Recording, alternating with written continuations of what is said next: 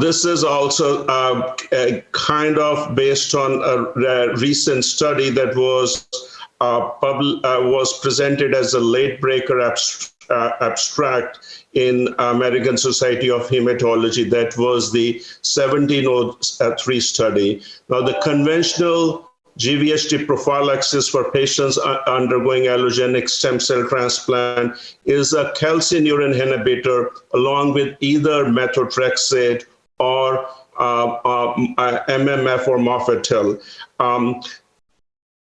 Post-transplant cyclophosphamide given on days 3 and 4 after transplant was initially developed at Johns Hopkins for haploidentical transplant, which resulted in significantly lower acute and less chronic graft-versus-host disease. Though initially developed for haploidentical transplant, this regimen is frequently used in the fully matched sibling, unrelated donor or partially mismatched donor setting.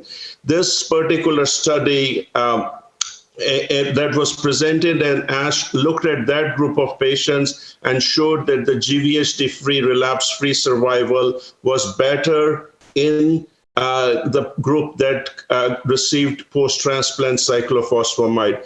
Now, we as hematologists have previously been reluctant of using post-transplant cyclophosphamide, the dose being 100 milligrams per kilogram in our elderly population.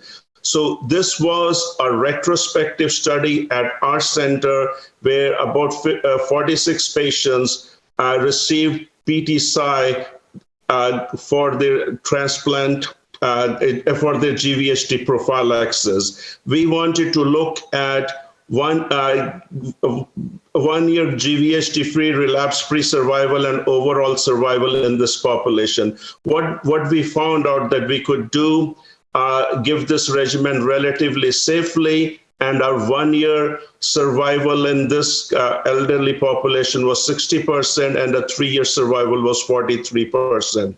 More importantly, the question was, how did they tolerate this regimen, and how was the efficacy of this regimen in terms of controlling GvHD? The 1-year GvHD-free, relapse-free survival was about 39%, and the 3-year GvHD-free, relapse-free survival was about 29%, indicating that to this elderly population, we give them their life back and they're able to go back to the community after this time. Most of these patients were off GvHD at this point.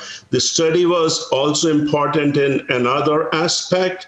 There is only one other study that used PTCy in this elderly population, and that was the haploidentical study from the Johns Hopkins group. In that particular study, the authors utilized a so-called non-myeloablative regimen, which is less intense than the regimen that we used in our study, which was the reduced intensity regimen.